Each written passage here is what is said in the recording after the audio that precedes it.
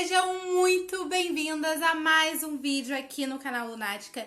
E hoje a gente vai fazer a primeira resenha de livro nesse canal e vamos falar de A Cantiga dos Pássaros e das Serpentes.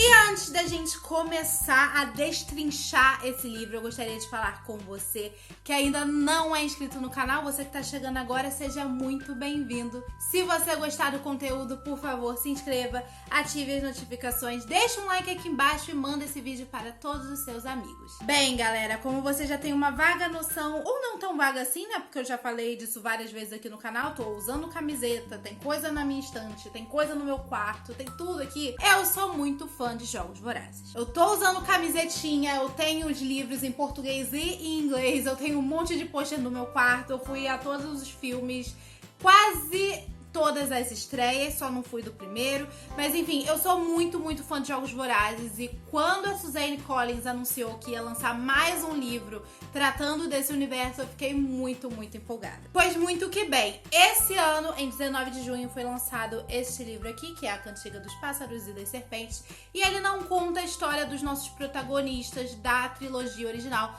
mas sim de outro personagem que é muito conhecido nosso, mas que não é tão amado assim, que é o Coriolanus Snow. O presidente Snow, mas antes de ser presidente. E assim, a gente já sabe que é sobre o Snow, a gente já sabe que se passa antes da trilogia original, mas eu tenho que deixar avisado que pode ser não, vai ter muito spoiler nesse vídeo. Então se você ainda não leu ou se você pretende ler e você liga muito pra spoiler, não assista o resto. Ou assista, mas aí não me culpa porque eu tô te avisando que vai ter spoiler. A história desse livro se passa 64 anos antes do primeiro livro da trilogia original.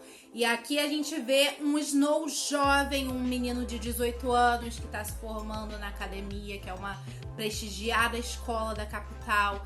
E ele tem como oportunidade, num projeto de formatura, ser o mentor de um dos tributos da 10ª edição dos Jogos Vorazes. Nessa situação, ele se vê designado ao tributo feminino do Distrito 12.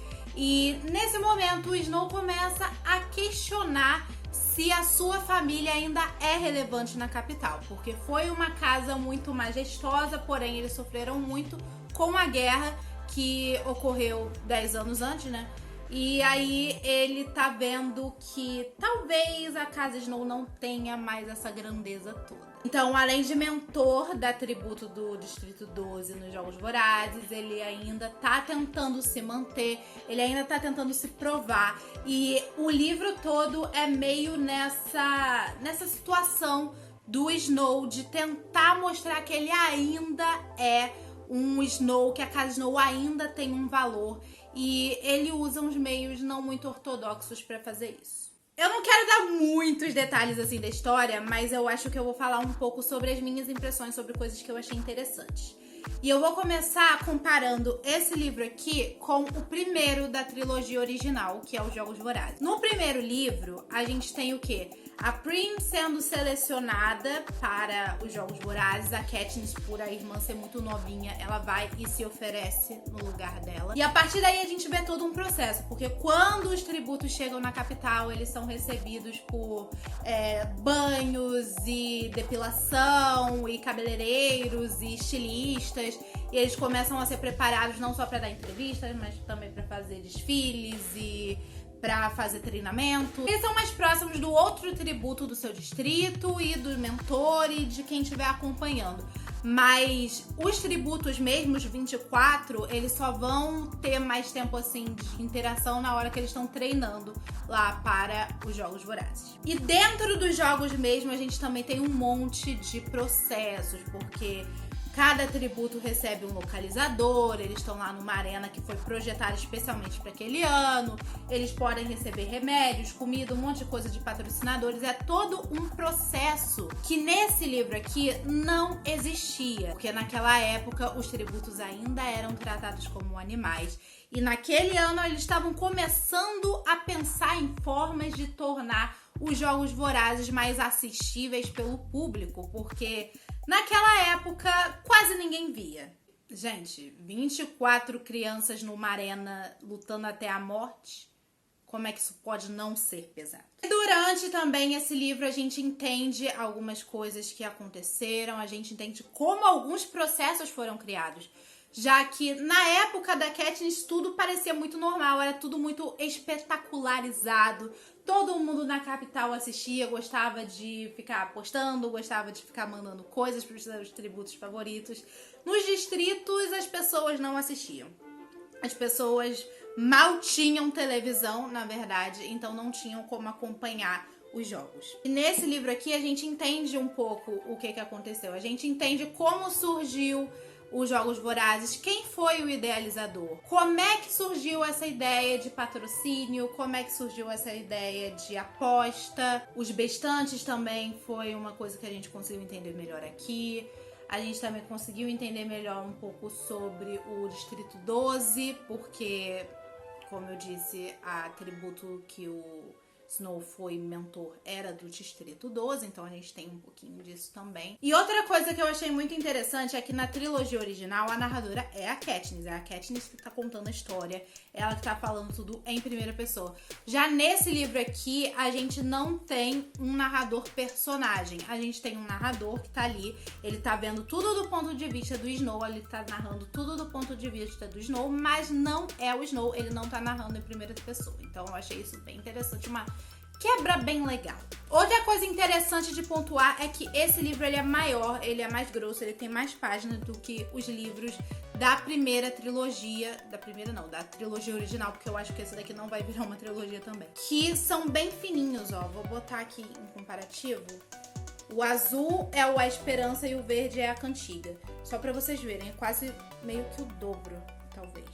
Só que apesar de ser um livro grande, com um tema complexo e focando num personagem que não é o favorito do fandom de Jogos Vorazes, nem de longe, a gente ainda tem um livro que é muito envolvente. Eu, por exemplo, eu terminei esse livro que 3 dias. Ele chegou no meu aniversário, no dia 11 de setembro. Só que eu só fui começar a ler no domingo, que foi dia 13. E eu terminei ele na quarta-feira, que foi dia 16. E assim, eu acho que é um livro importante pra quem é fã de Jogos Vorazes ler, porque dá pra você entender melhor algumas situações, dá pra você descobrir algumas coisas muito legais e muito presentes até na trilogia original. Só que eu não recomendo que você leia à noite, eu não recomendo que você leia se você não estiver muito bem na sua cabeça. Eu não recomendo que você leia se você for facilmente impressionável, porque apesar da história ser boa, apesar de ser um livro envolvente, apesar de tudo isso, eu passei 2 noites sem dormir por causa desse livro. E é aquilo, eu li muito rápido, 3 dias. 3 dias não é nada. Mas eu passei 2 noites sem dormir por causa desse livro, porque eu fiquei muito impressionada. Eu acho que é uma coisa que vale a pena falar pra você que tá planejando comprar esse livro pra ler. Leia de dia, leia num momento tranquilo e procure ler se você não se impressiona fácil, porque tem umas narrações de alguns momentos, algumas mortes, algumas situações que me deixaram muito assim, sabe? E eu não consegui dormir à noite. Então fica aí a dica pra vocês. E aquela coisa que eu não sei se é porque a trilogia original foi narrada pela Katniss e essa não teve um narrador personagem, isso um narrador que tava alinhado com a visão do Snow, mas as mortes da trilogia original não me causaram tanto espanto, tanta dor. Na verdade, me causaram uma dor no sentido de tristeza. Essa daqui me causaram uma dor no sentido de eu fiquei perturbada emocionalmente e mentalmente por causa das mortes, por causa das narrações, das atitudes de alguns personagens também. Então, é aquele negócio. E outra coisa que é importante é ter em mente de que esse livro não é um livro pra tentar limpar a barra do Snow. A gente não tá falando de tipo, esse é um personagem que é odiado, mas eu tenho tanto carinho por ele que eu vou escrever um livro pra tentar mostrar pras pessoas o quão bom ele é e quanto as circunstâncias mudam a pessoa. Não, gente. Esse não é o caso com a Cantiga. Esse não é o caso com Jogos Vorazes. Esse livro aqui é pra mostrar o quanto a ambição pode ser perigosa, o quanto as pessoas podem ficar cegas com uma possibilidade de poder e começar a fazer coisas que vão afetar negativamente até as pessoas que mais confiam nelas. Então não esperem que essa é uma história de redenção do Snow, porque não é. Nunca foi, nunca será. É só uma história pra mostrar o quanto ele foi babaca a vida toda. E outra coisa que eu achei interessante nesse livro é que logo no começo, antes da gente começar a primeira parte da narrativa, a gente tem aqui na frente algumas frases de alguns outros autores, pensadores e tudo mais. Temos frases de Thomas Hobbes, temos frases de John Locke, Jean-Jacques Rousseau, William Wordsworth, Mary Shelley, e todas essas citações te preparam para o que esse livro vai ser. Então eu achei muito interessante, era uma coisa que não tinha nos outros livros. Agora vamos para a ficha técnica, né? O livro tem 571 páginas, essa é a capa dele, que é igualzinha à capa original. Só muda, claro, o nome porque está em português. As folhas não são aquelas folhas brancas que eu acho horríveis, porque elas cansam mais o seu olho na hora de ler. Elas são levemente amareladas, assim como na trilogia original. Também foi publicado pela Rocco. O livro é da Suzanne Collins, mas quem traduziu essa edição, quem traduziu este volume foi a Regiane Winarski. Comprei o livro pela bagatela de R$ 39,90 na Americanas, mas é claro que varia de acordo com a loja que você vai comprar, com a edição que você vai comprar, porque tem algumas lojas que estão vendendo com brindes, tem algumas lojas que estão vendendo sem brindes. Eu comprei na Americanas e veio com 2 marcadores. Veredito final, vale a pena? Vale, principalmente se você é fã de Jogos Vorazes, se você quer saber um pouco mais da história e se você não é facilmente impressionável, não vai ficar 2 noites sem dormir após ler como eu fiquei. Eu achei incrível, eu achei muito bom e eu acho que a Suzanne Collins poderia lançar mais livros. Não precisa ser um livro grossão como esse aqui. Pode lançar um livro de contos falando um pouco sobre os outros personagens, porque a gente já viu o ponto de vista da Katniss, a gente já viu o ponto de vista do Snow.